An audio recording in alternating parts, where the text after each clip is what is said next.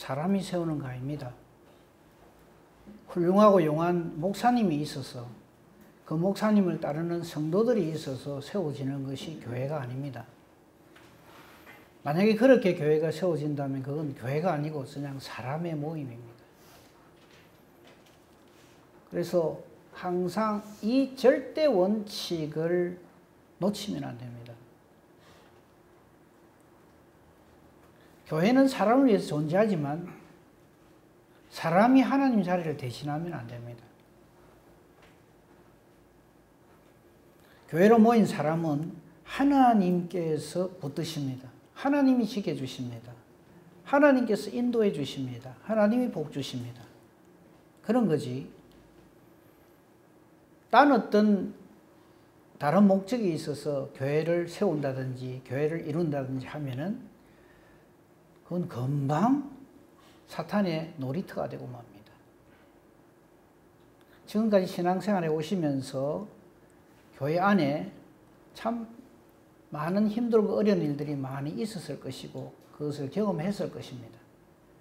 그 당시에는 몰랐겠지만 이제 지나놓고 보니 그것이 언제나 이 하나님 뜻에 대적하는 사탄의 계략이었고 장난이었다 하는 것을 우리는 쉽게 깨달아 알 수가 있습니다. 오늘 본문으로 보고 있는 이 말씀도 역시 마찬가지입니다. 예루살렘 교회만 한번 생각해 보세요. 성령으로 충만함을 입은 예루살렘 교회가 베드로가 한번 설교하니까 3,000명이 돌아오고 5,000명이 돌아오고 엄청난 부흥과 성장을 이루었습니다. 그런데 그 예루살렘 교회를 사탄이 가만 놔두느냐? 가만 안 놔둡니다.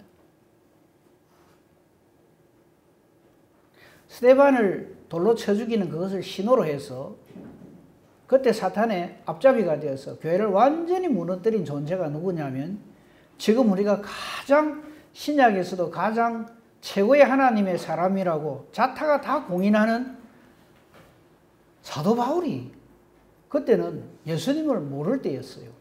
사울이라 불리울 때인데 이 사울이 그 사탄의 앞잡이가 돼가지고 교회를 완전히 그냥 풍비박산시켜버립니다. 스데반을 돌로 쳐 죽이고 우리가 짐작하건대 최소한 10,000명 이상은 아마 예루살렘 교회에 모였을 거라고 생각을 합니다. 왜냐하면 베드로가 3,000명, 5,000명 한번 설교하면 그렇게 했으니 그것만 해도 8,000명이잖아요. 그것도 남자만입니다. 여자까지 다 하면 엄청나죠. 그 잘 나가던 교회를, 그 부흥성장한 교회를 하루아침에 풍비박산시킨 장본인이 누구냐 하면 지금 전도한다고 최고로 이렇게 열심을 내고 있는 사도 바울입니다. 사람한테 주목하지 마세요. 그렇다고 해서 사람을 무시하고 아무렇게나 생각해란 말이 아닙니다. 늘 말씀드립니다만 사람은 신뢰의 대상이 아닙니다. 사랑의 대상입니다. 불쌍히 여길 대상입니다. 그런데 우리가 교회 안에서 말할 때 가만히 들어오면 내가 그래 믿었는데 내한테 그래 하는데 저 인간이 내한테 어째 이럴 수 있노? 그게 사탄이 장난치는 거예요. 사람과 사람 사이를 다 갈라놓습니다. 제일 쉽거든요. 삼위 하나님께는 못 달라들어요, 마귀가. 제일 만만한 게 사람이거든. 그 이간질 시킵니다. 시기 질투 일으키게 만듭니다. 시끄럽게 만듭니다. 제가 한때 즐겨 사용한 말이 제발 사소한 내 목숨 걸지 마십시오입니다. 지나놓고 보면 아무것도 아닌 일을 가지고 우리는 그때 죽기 살기로 그거 갖고 막 열을 내고 다툽니다. 정말 진리 문제, 정말 하나님의 분명한 뜻에 대적하는 사탄의 뜻이라면 그때는 그래 해야 됩니다. 근데 그게 아니고 가만 보면 저 사람이 나한테 일합니다. 저 사람이 나한테 눈을 흘깁니다. 저 사람이 나한테 말로 요래합니다. 그런 거 가지고 교회를 온통 뒤집어 놓거든. 그거 이제 그만해야 됩니다. 예루살렘 교회가 정말 심각한 사태에 직면했죠. 스데반이 순교를 당하고 예수 믿는 사람은 전부 다 옥에 가두고 죽이고 하는 그런 시련이 생겼습니다. 예루살렘 교회가 완전히 다 뿔뿔이 흩어졌어요. 사탄의 계획이 성공하죠. 성공한 것처럼 보이죠. 그런데 그것은 더 넓은 의미에서 보면 하나님 뜻이었습니다. 그래 안 하고 가만히 두면 예루살렘만 모여가지고 거기서만 뽁닥거린다 이거죠. 그래서 예수 믿는 사람들을 전 세계로 흩으십니다. 땅 끝까지 이르러 예수의 증인되게 하시려고. 그걸 우리는 나중에 깨닫습니다. 아, 그래서 그러시구나.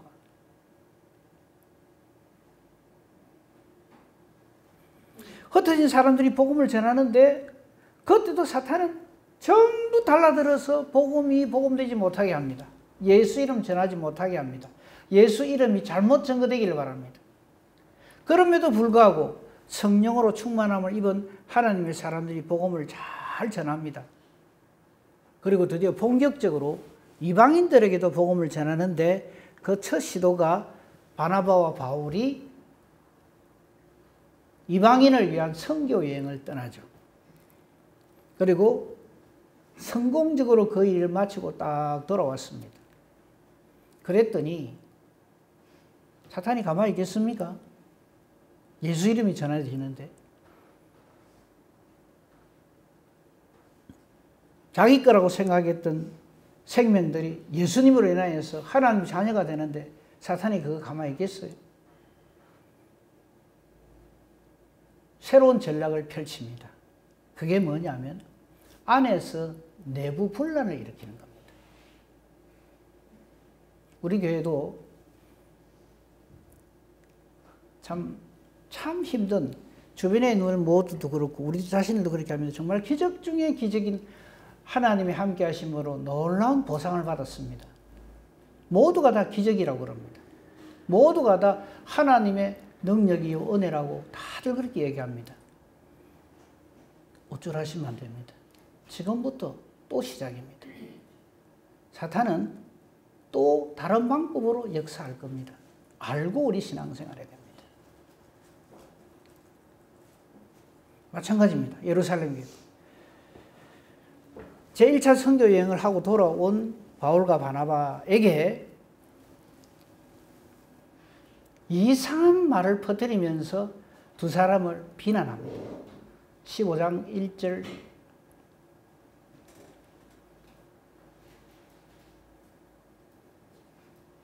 어떤 사람들이 유대로부터 내려와서 형제들을 가르칩니다. 내려와서 형제들을 가르치는 걸 보니까 상당한 어떤 믿음의 경력이 있고 교회의 경력이 있는 사람이란 얘기죠. 가르치는 사람입니다. 근데 와가지고 이렇게 가르칩니다. 너희가 예수 이름으로 구원받는 거 좋아. 그런데 부족한 게 하나 있어. 그게 뭐냐면 모세의 법대로 할례를 받지 않으면 구원 못 받아. 이렇게 말을 합니다. 완전히 복음을 뒤집는 소리죠. 저게 바로 다른 복음입니다. 예수 이름만 갖고 안 된다는 거죠. 모세의 법대로 할례를 받아야 돼. 저거 받고 나면 그럼 아무 말도 안 할 것 같습니까?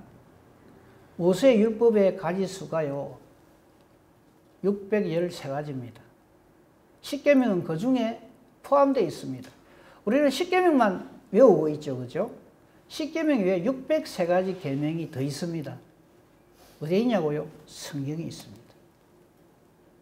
모세 오경에 나오는 모든 하나님이 가라사대 하나님이 일러 말씀하시다는 그게 전부 율법의 내용입니다. 그 중에 한 가지라도 어기면 다 어기는 것과 똑같습니다. 우리는 어릴 때 십계명 잘 외우고 십계명만 잘 지키면 천당 가는 줄 알았죠. 아닙니다. 예수 믿어야 갑니다.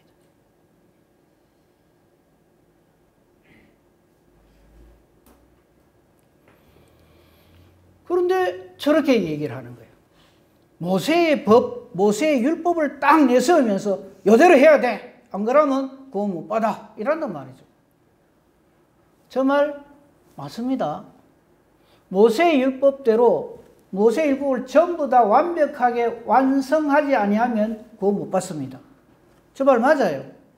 저는 그걸 절반의 진실이라고 합니다. 그런데 인간 중에서는 저렇게 할 수 있는 인간이 없습니다.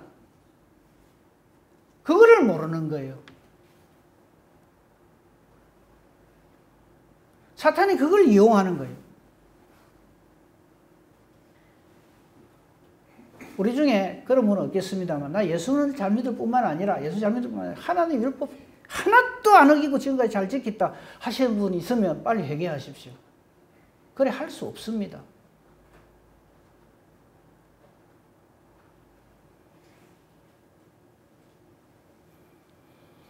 그러니까 바울과 바나바가 이거는 복음이 아니단 말이죠. 그래서 2절을 보십시오. 대판 변란이 벌어집니다.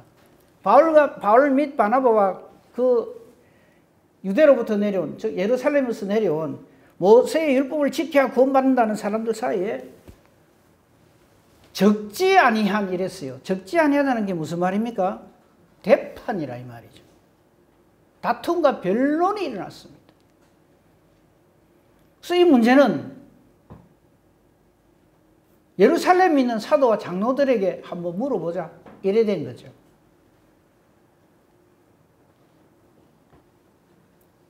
(5절) 목사님 띄워주십시오.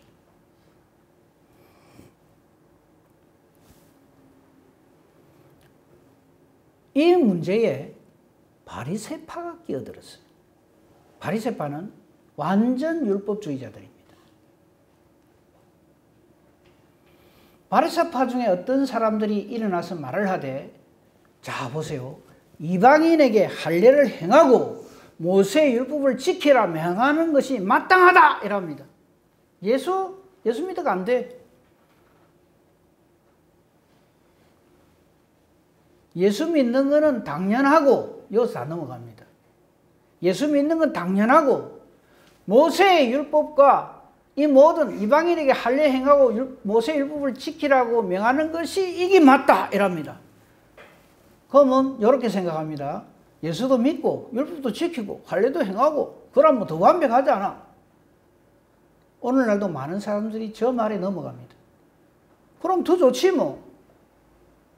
그게 사탄의 계략인 줄을 몰라요. 예수님은 왜 오시는가 하면 우리가 율법을 못 지키니까 오신 겁니다. 다시 말씀드릴게요. 예수님이 왜 오셨냐 하면은 우리가 하나님께서 모세를 통해서 율법을 주신 건 맞아요. 근데 그 율법을 지킬 수 있는 인간이 아무도 없어요. 전부 멸망입니다. 그래서 예수님이 오셔서 예수님의 딴 별명이 뭡니까? 율법의 완성자입니다. 아, 율법의 완성자라 그러니까 예수님은 율법 한 개도 안 어기고 다 잘 지킨 분이다 라고 자꾸 해석을 하는데 그게 아니고 율법에 완전히 실패한 우리를 율법에 완벽하게 완성하는 자로 만들어주시는 분이 예수님이다 이 말입니다. 아멘. 이걸 모르면 안 돼요. 율법으로는 어렵다함을 받을 인간이 없어요. 성경이 딱 정해놨습니다. 그래서 우리는 예수 믿는 겁니다. 예수를 믿는다는 말 앞에 생략된 말이 뭐냐면 나도 형편없고 나도 말도 못할 죄인이기에 나도 안 믿고 나는 예수 믿습니다. 이 말입니다. 나로서는 안 된다고요. 제발 좀. 근데 우리는 자꾸 대단한 착각을 합니다. 다른 사람 몰라도 나는 상당히 괜찮아. 내 정도만 신앙생활 하라 그래. 거기서 다 넘어집니다. 내가 아니기 때문에 예수님이 오시고요. 내가 내 죄 문제 해결할 것 같으면 예수님이 뭐 때문에 십자가를 지십니까? 안 되기 때문에 예수님이 내 죄를 대신하여 대속의 보혈을 흘려주신다. 그거를 믿는 믿음으로 우리가 구원을 받는 거지 저와 여러분의 어떠함으로 예수 믿는 게 하나도 없습니다. 그런데 지금 바리새파 중에 예수 믿는 거 좋지.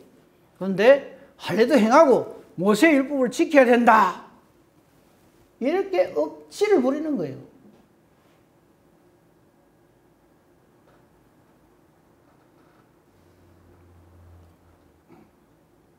(6절) 보십시다. 사도와 장로들이 이 일을 의논하러 모여가지고 많은 변론이 있었다.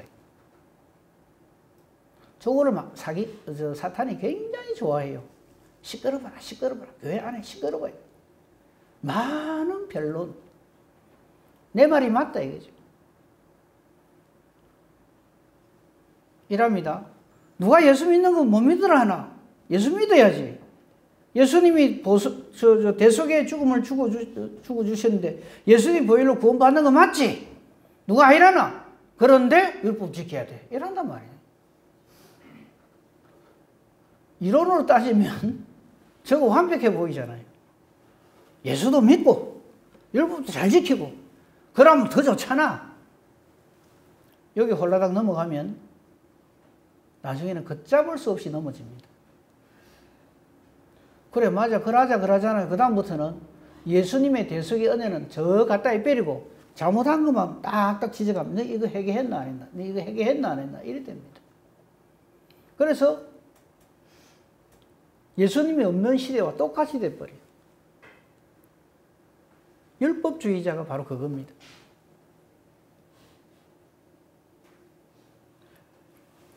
율법으로 어렵다 하심을 받을 인간이 없는 우리에게 그 율법을 예수님이 완벽하게 완성시키시고 그 은혜와 능력을 우리에게 덧입혀 주시는 것이 그게 예수 믿는 건데 그거를 무력화시키고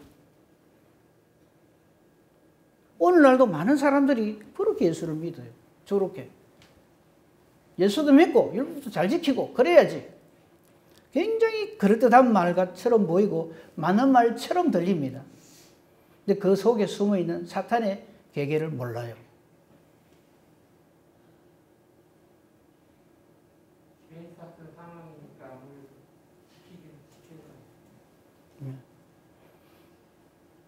지키면 좋죠. 예수 믿어서 지키라고요. 그런데 자꾸 내가 지키려 들지 말고.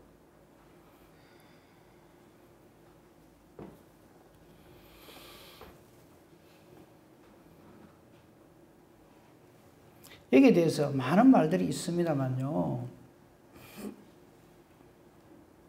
이 말을 미리 좀 읽으면 좋겠네요.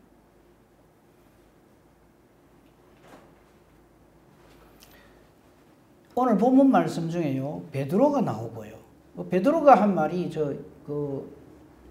7절에 나오죠. 많은 변론이 있은 후에 베드로가 일어나서 이래 말합니다. 너희도 알거니와 하나님이 이방인들도 예수를 믿도록 하시려고 자기를 먼저 택하셔서 사도행전 10장에 고넬료 사건이 있었잖아요. 그때도 베드로도 펄쩍 뛰었어요. 아니 이방인에게 왜 복음을 전해? 지금은 이방인에게 복음 전하는 거 당연하다고 생각하는데 저 당시에는요. 예수 믿는 이 복음도 유대인한테만 전해야 된다고 하던 때입니다. 지금 생각하면 참 말도 아니죠. 그래서 저 당시에는 그게 진리라고 생각을 했어요.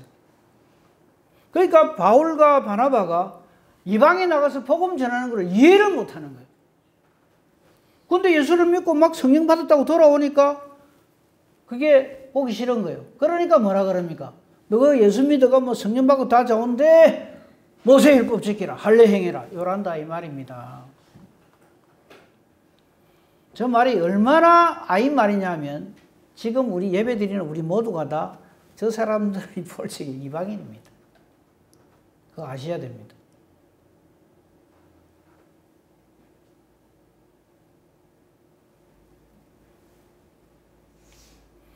8절 보십시오. 또 마음을 아시는 하나님이 우리에게와 같이, 즉 유대인들에게도 똑같이 먼저 예수를 먼저 믿는 우리들에게 똑같이 그들에게도 성령을 주었다. 이게 더 무슨 할 말이 있어요?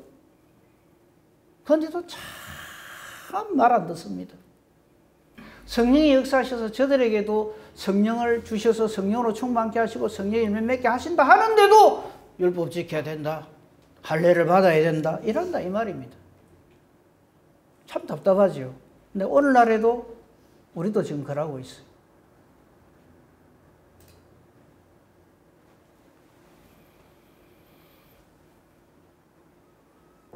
재미있는 말씀은 10절입니다. 한번 봅시다. 그런데 지금 너희가 어찌하여, 유대인들에게 하는 말이에요. 하나님을 시험해서, 하나님 지금 예수님으로 말미암아 땅끝까지 복음 전해지도록 예수 이름으로 이방인들도 다 구원의 은혜를 누리도록 해주셨는데, 그런데 지금 너희가 어찌하여 하나님을 시험하고, 그 다음 말씀이 참 재밌어요. 우리 조상과 우리도 능히 매지 못하던 멍에를 저 사람들 목에 갖다 씌운다. 지금 우리가 그래 합니다. 자기도 엉망진창으로 살고 있으면서 율법으로 볼 때 그걸 가지고 형제 목에다 갖다 붙이는 거예요.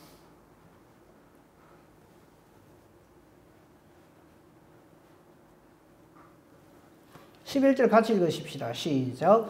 그러나 우리는 그들이 우리와 동일하게 주 예수의 은혜로 구원받는 줄을 믿노라 하니라. 아멘. 여기서 은혜라고 표현을 나오죠. 은혜라는 표현.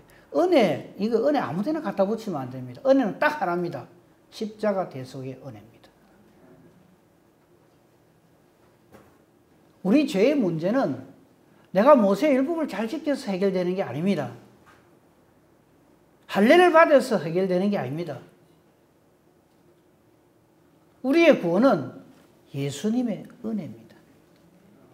예수님이 날 대신하여 내 죽을 자리에 대신 죽어주셨어요.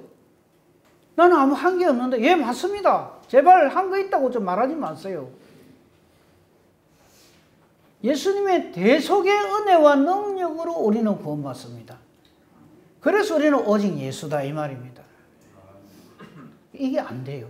이게 잘 안 돼 있어요. 실컷 이야기 해놓으면 또 돌아서 갖고 죄지 있는데 또 어찌합니까? 이랍니다. 아, 그래서 예수님 오셨다고요.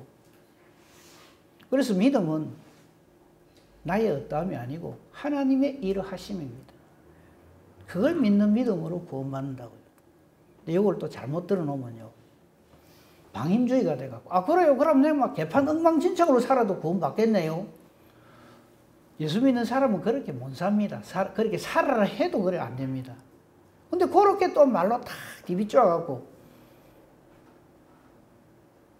그 허탄은 변론을 좋아하는 거예요. 결론 안 나는 변론.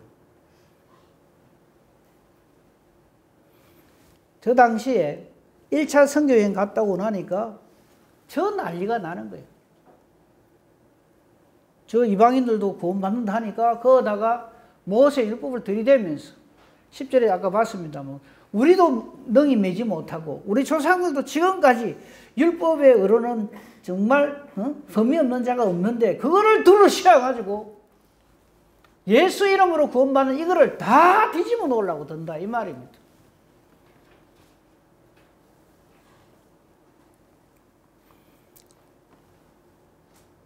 그리고는 계속해서 시끄러울 때에 13절을 한번 보십시오. 야고보. 말할 마침에 야고보가 대답을 합니다. 이때 야고보가 일종의 결론의 말을 냅니다. 이 야고보는 예수님의 3대 제자 있죠. 베드로, 야고보, 요한 할 때 그 야고보가 아니고요. 그 예수님의 3대 제자 중에 한 사람이 야고보는 헤롯에 의해서 일찍 순교를 당합니다. 지금 나오는 저 야고보는 예수님의 동생입니다. 육신적으로 예수님의 동생인 야고보입니다. 예수님 동생이 남동생만 4명이 있었어요. 그 중에 가장 대표되는 사람이 저 야고보, 야고보서를 기록했죠. 그 다음 또 있습니다. 유다서를 기록한 유다. 근데 저 당시에 저 야고보가 예루살렘 교회의 수장을 맡았어요. 수장직을 맡고 있어요. 제일 상위에 있는 지도자였습니다. 베드로는요, 베드로는 뭐에 의해서 좀 흔들했냐 하면 외식하는 문제가 있었어요. 그건 다음에 기회 되면 말씀드릴게요. 아무튼 야고보가 이때 상당한 위치에 있었습니다. 그래서 14절에 처음에 우리가 시몬, 베드로가 이방인에도 복음 전해도 된다 하는 말을 고넬료 사건으로 인해서 했을 적에 저들 사이에 적지 않은 논란이 있었어요. 그죠? 그게 14절입니다. 하나님이 처음으로 이방인 중에서 자기 이름을 위할 백성을 취하시려고 그들을 돌보셨다. 즉 백부장 고넬료 집에 성령 주시고 한 이것을 지금 말을 하는 거예요. 그 증거를 시몬이 즉 베드로가 말했다. 이거는 그런데 우리 사람이 어쩌다 보니 생겨난 일이 아니고 선지자를 통해서 하신 말씀과 일치한다 하면서 인용하는 말씀이 16절부터 보면요. 선지자들의 말씀이 이와 일치하도다 기록된 바 해놓으면서 16절, 18절 이 말씀은요. 안 찾았겠습니다만요.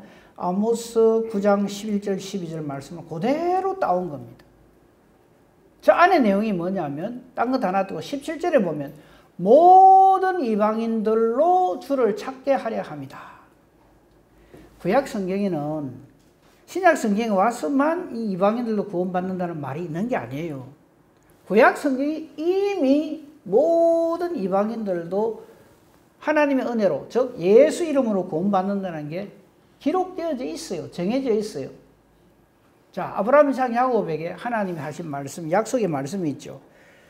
내와 내 씨로 말미암아 누가 복을 받는다 그럽니까? 천하 만민이 복을 받습니다. 그런데 이스라엘 백성들은 어떤 착각을 한가 하면 너와 내 후손으로, 즉 아브라함과 그 후손으로 말미암아 이스라엘이 복을 받는다. 이래 자꾸 해석을 한단 말이에요. 아닙니다. 천하 만민이 복을 받아요. 근데 그거를 이스라엘 백성들은 딱 거절을 하는 거예요. 우리만 택한 백성이다. 그걸 선민사상이래요. 아주 잘못된 사상입니다. 누구든지 주의 이름을 부르는 자, 예수 믿는 사람이 구원을 받지 혈통으로 구원받을 수 있는 사람은 없습니다. 그러니까 집안 자랑하시면 안 돼요. 자식 자랑하시면 안 되고요. 예수 자랑하셔야 됩니다.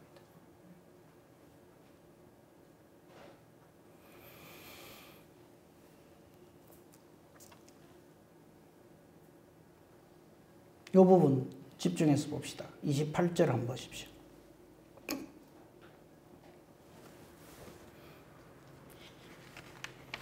결론입니다.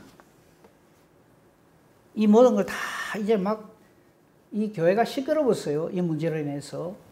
바울과 바나바가 1차 전도여행 갔다 오고 난 다음에 우리로서는 야 드디어 성령으로 충만하여 땅 끝까지 복음이 전거되는 첫 일이 벌어졌다. 1차 성교여행 성공적으로 잘 돌아왔다 하고 하나님 앞에 감사하고 그래 돼야 하는데 마귀가 저렇게 난장판을 일으키는 거예요. 왜 그럴까요?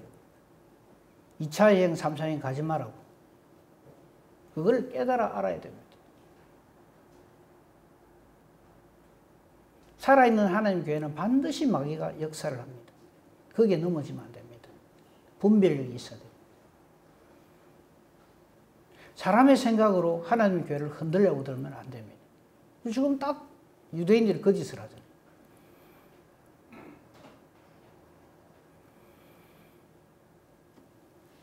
(28절) 같이 읽어보겠습니다. 시작. 성령과 우리는 이 요긴한 것들 외에는 아무 짐도 너에게 지우지 아니하는 것이 옳은 줄 알았노니. 네, 저겁니다. 딴소리 하면 안 됩니다. 교회 안에서 내 생각에는 이런 말 하시는 거 아닙니다. 말씀에 혹은 성령께서 요 말만 해야 됩니다. 성령과 우리는 말을 저렇게 해야 됩니다.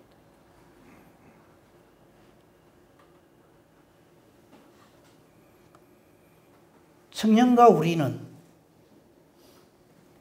왜 저렇게 표현한가 하면 지금도 사탄 마귀는 저거 못하도록 하려고 성령 빼버리고 사람 생각으로 이라는 게 좋겠다 저라는 게 좋겠다 그렇게 자꾸 하게 만듭니다. 하지만 우리는 언제든지 앞으로 성령과 우리는 이 말을 해야 됩니다. 저 말을 다른 말로 하면 성령으로 충만하여 우리는 이 말입니다. 성령과 우리는 이 말은 성령으로 충만한 우리 교회는 이런 뜻입니다. 우리 교회가 나아가야 할 방향입니다. 한두 사람의 고집과 주장으로 교회가 시끄럽게 되고 교회를 어지럽히는 일은 절대 일어나서는 안 됩니다. 우리 한 사람 한 사람이 성령이 임하심으로 진짜하게 예수의 증인이 되어서 복음을 전하고 성령만이 하나님의 가장 깊은 것을 다 통찰하고 계시고 통달하고 계십니다. 그래서 성령이 역사하시면 거기에는 반드시 성령의 열매가 나타납니다. 그러니까 우리가 이 분별력을 가져야 된다는 게 이겁니다. 성령이 역사하시면 그 성령으로 역사하는 사람을 통해서 어떤 일이 벌어지느냐 하면 성령의 열매가 나타납니다. 사랑하게 됩니다. 여러분 우리 서로 사랑하십니까? 대답을 못 하십니까? 근데 그 인간은요 싶어지잖아요. 그 성령이 아니고 마귀가 역사한다는 얘기입니다. 성령의 역사가 일어나면 원수도 사랑하게 돼요. 그런데 딴 건 몰라도 그 인간은 내가 용서가 안 됩니다. 이러거든요. 그건 딴 말로 하면 나는 마귀 새끼입니다. 이 말하고 똑같아요. 성령의 역사하심이 일어나면 우리 찬송도 그래 하잖아요. 원수도 친구로 변한다 그 찬송 있죠. 그죠? 그런 찬송 있잖아요. 그죠? 그래 돼요. 근데 성령으로 충만하지 않으니까 할렐루야 감사합니다 아멘 막 이래놓고 딱 내 마음에 안 드는 내가 미워하는 인간 딱 보면 그냥 막 눈빛이 살기를 띠는 거예요. 근데 저 인간은 아닙니다 이렇게 되는 거예요. 그럼 마귀가 박수를 쳐요. 그래 계속 그래라. 성령의 사람의 맨 처음 모습이 사랑하게 됩니다. 얼마 전에 우리 다윗이 바울이 돌 맞아가 죽은 거 툭 던진 거를 툴툴 털고 일러가 또 여전히 복음 전한 내용이 나오잖아요. 그때 돌 맞으면서 바울은 스데반을 생각한 겁니다. 내가 옛날에 이런 짓을 했구나. 예수를 비판하고 성령으로 충만한 예수 전하는 사람을 내가 이렇게 비판하고 돌로 쳤구나. 내 같은 놈 돌에 맞아 싸. 이러고 맞는 거예요. 우리가 그래야 된다고. 그럴 때 그 사람은 예수님의 기도와 스데반의 기도가 나오는 거예요. 저들의 죄를 사하여 주옵소서. 저들이 하는 것을 알지 못하나이다. 우리 다 그래 하고 있죠. 네. 아멘 하는 사람들은 회개하시고요. 그리고 그 사람이 하는 모든 일은 성령 9가지 열매 지금 이야기하면 시간 없어요. 한 가지만 더 이야기. 하나님의 사랑을 깨달아 알아서 하나님의 사랑으로 그 일을 하기에 그 사람이 하던 모든 일에는 기쁨이 넘칩니다. 기쁨이 넘쳐서 합니까? 하기 싫어가지고 미부 죽겠는데 싶어가지고 걸어 탕탕 던지고 그러면서 일합니까?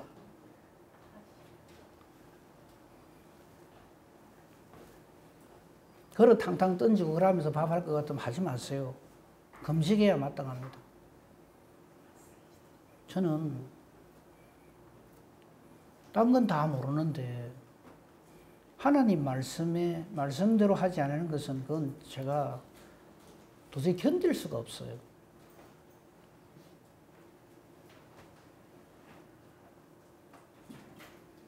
성령과 우리는입니다. 우리 교회는 성령과 우리는 성령으로 충만한 우리 샘솟는 교회는 이렇게 하나님 일을 해나가요. 이때 얼마나 괴로웠겠어요. 바울과 바나바가 큰 죽기 살기를 돌도 맞고 이래갖고 복음 전하고 왔더만은 한다는 소리가 할례도 받아야 되고 율법도 지켜야 되고 안 그러면 예수 백날 믿어봐야 소용없어 이러거든요. 얼마나 기가 막히겠어요. 성령으로 충만하지 않으면 이런 뒤뚫린 소리를 합니다. 우리는 성령으로 충만하여 성령의 열매 맺고 이런 얘기, 성령과 우리는 성령으로 충만한 우리 교회는 앞으로 이렇게 주의 뜻을 절대 충성하고 순종하겠습니다 하는 우리 샘솟는 교회가 되기를 우리 주님의 이름으로 축복하며 축원합니다. 아멘. 감사합니다 하나님. 무지몽매한 저희들입니다. 아무것도 알지 못하면서 얼마나 교만하여 우리 욕심을 말하고 우리 고집을 말하고 시기 질투로 하나님 일을 한다고 하면서 하나님 일을 방해하던 저희들입니다. 이런 우리를 모른다 외면치 아니하시고 우리를 불쌍히 여겨 주셔서 오늘도 주님 앞에 나오게 하시고 말씀 듣게 하시고 말씀으로 찔림받게 하시고 우리 자신을 보게 해주시니 감사합니다. 오늘 말씀처럼 성령과 우리는 하는 우리 교회가 되게 하소서. 사람의 생각이나 사람의 뜻이 주장하는 교회가 아니라 오직 성령으로 역사하고 성령으로 주장하는, 그래서 성령의 은사로 일을 하고 성령의 열매를 맺는 우리 교회가 되어서 앞으로 아름다운 성전을 건축하고 하나님 뜻대로 헌신 충성 봉사하는 우리 교회가 되게 하옵소서. 예수님 이름으로 기도합니다. 아멘. 감사합니다. 우리 서로 인사합시다. 우리 서로 예수 잘 믿읍시다.